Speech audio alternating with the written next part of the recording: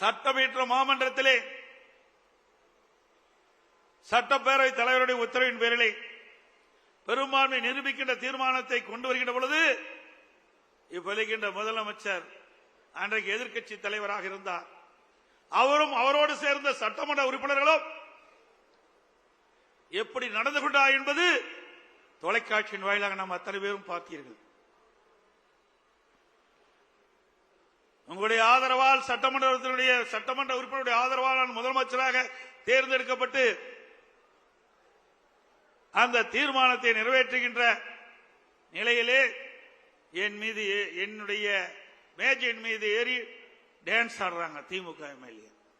இங்க இருக்கின்ற அமைச்சர்கள் முன்னரசில் இருக்கின்றார்களே அமைச்சர்கள் மீது அமைச்சருடைய மேஜையின் மீது ஏறி டான்ஸ் ஆடுறாங்க. சட்டப்பேரவை தலைவர் அவரை கீழே இழுத்து தள்ளி அவருடைய இருக்கையிலே அமர்கிறார்கள். அவருடைய மைக் உடைக்கப்படுகிறது. அப்படிப்பட்ட கொடுமையான நிகழ்ச்சி ஏற்படுத்தியவர் இன்றைய முதலமைச்சர் திரு ஸ்டாலின் அவர்கள். எண்ணி பாருங்கள். அதையெல்லாம் நாம் கடந்தோம், வெற்றி பெற்றோம். அது பொறுத்துக் கொள்ள முடியாமல் சட்டையை கிழித்துக் கொண்டு வீதியிலே தெரிந்தவர் தான் இன்றைய முதலமைச்சர் ஸ்டாலின் அவர்கள். ஸ்டாலின் அவர்களே, அன்றைக்கு நீங்கள் சட்டையை கிழித்துக் கொண்டுதான் வெளியே சென்றீர்கள்.